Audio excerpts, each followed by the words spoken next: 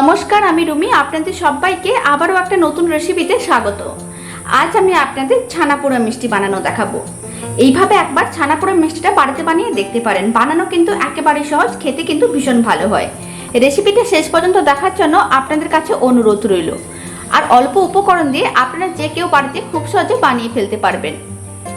আর বাড়িতে বানালে কমেন্ট বক্সে জানাতে একেবারেই ভুলবেন না খেয়ে আপনাদের কেমন লাগলো। তো চলুন দারুণ স্বাদের ছানা পোড়া মিষ্টিটা বানানো শুরু করা যাক। ছানা পোড়া মিষ্টিটি বানানোর জন্য প্রথমে কড়াইতে হাফ লিটার দুধ নিয়ে নিয়েছি। এখন দুধটা খুব ভালো করে গরম করে ফুটিয়ে নিতে হবে। দুধটা খুব ভালো করে ফুটে উঠেছে।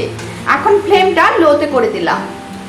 এখন একটি মেজারিং কাপে আমি 2 চামচ ভিনিগার নিয়েছিলাম, তার সঙ্গে 2 চামচ জল নিয়ে খুব ভালো করে মিশ্রণটা রেডি করে রেখেছিলাম।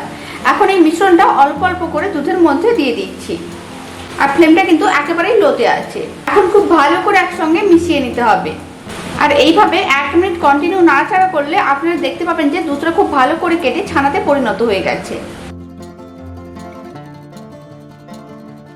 দুধটা খুব ভালোভাবে কেটে ছানাতে পরিণত হয়ে গেছে। এখন আমি ছানাগুলোকে আলাদা করে নেব। আর ফ্লেমটা আমি অফ করে দিয়েছি।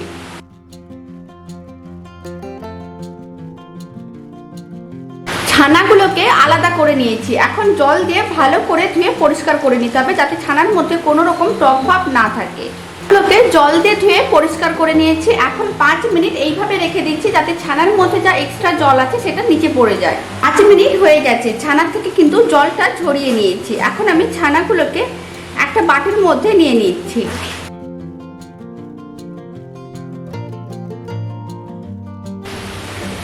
এবার ছানার মধ্যে দিয়ে দিচ্ছি 1/4 কাপ চিনি। আর দিয়ে দিচ্ছি 2 চামচ সুজি।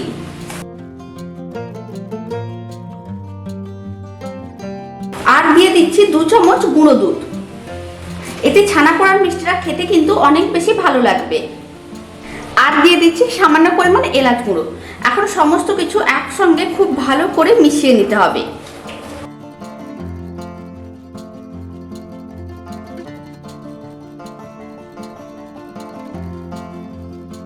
সমস্ত কিছু একসঙ্গে খুব ভালো করে মিশিয়ে নিয়েছি।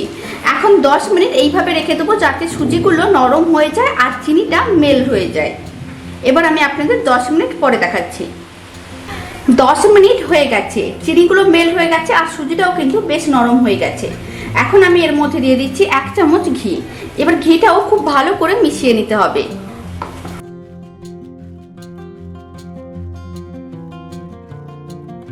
ঘিটা খুব ভালো করে মিশিয়ে নিয়েছি। মিশ্রণটা কিন্তু একেবারেই রেডি।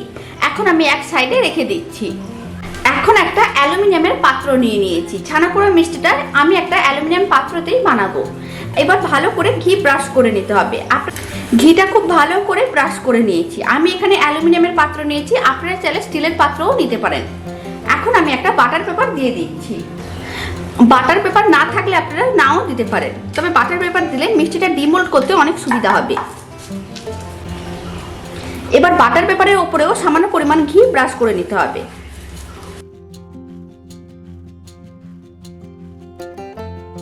ভালো করে ঘিটা ব্রাশ করে নিয়েছি। ছানা পোড়া মিষ্টি বানানোর জন্য যে মিশ্রণটা রেডি করে রেখেছিলাম, সেই মিশ্রণটাকে আরেকবার খুব ভালো করে মিশিয়ে নিতে হবে। তারপরে মিশ্রণটা আমি পাত্রটির মধ্যে দিয়ে দিচ্ছি। মিশ্রণটা দিয়ে দিয়েছি। এখন পাত্রটিকে এইভাবে একটু ট্যাপ করে নিতে হবে, যাতে মিশ্রণটা চারিদিকে ভালো করে ছড়িয়ে যায়।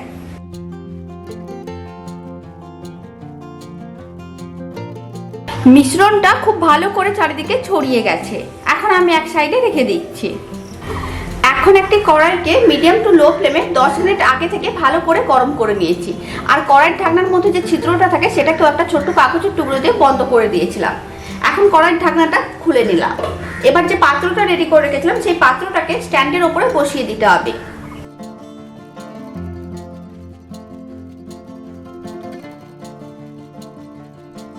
কড়াইয়ের ঢাকনাটা বন্ধ করে দিলাম। আর মিডিয়াম টু লো ফ্লেমে এইভাবে 30 মিনিট রেখে দিতে হবে। এখন আমি আপনাদের 30 মিনিট পরে দেখাচ্ছি। কড়াইয়ের ঢাকনাটা খুলে নিলাম। ছানা পোড়া মিষ্টিটা কিন্তু একেবারেই রেডি হয়ে গেছে। এবার পাত্রটিকে বের করে 10 মিনিট রেখে দিতে হবে, যাতে ঠান্ডা হয়ে যায়।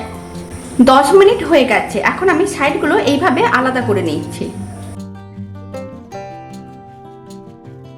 এবার ছানা পোড়া মিষ্টিটা ডিমোল্ড করে নিতে হবে। এখন একটা প্লেটে রেখে পাত্রটিকে উল্টে নিচ্ছি। এখন পাত্রটি তুলে নিচ্ছি। আপনারা দেখুন ছানা পোড়া মিষ্টিটা কিন্তু খুব ভালোভাবে রেডি হয়ে গেছে। আর বাটার পেপার দেওয়ার কারণে মিষ্টিটা কিন্তু খুব তাড়াতাড়ি ডিমোল্ড হয়ে গেছে আর বাটার পেপারটা নিচে থেকে গেছে। এবার আমি মিষ্টিটা কেটে দেখাচ্ছি ভেতরটা কেমন হয়েছে।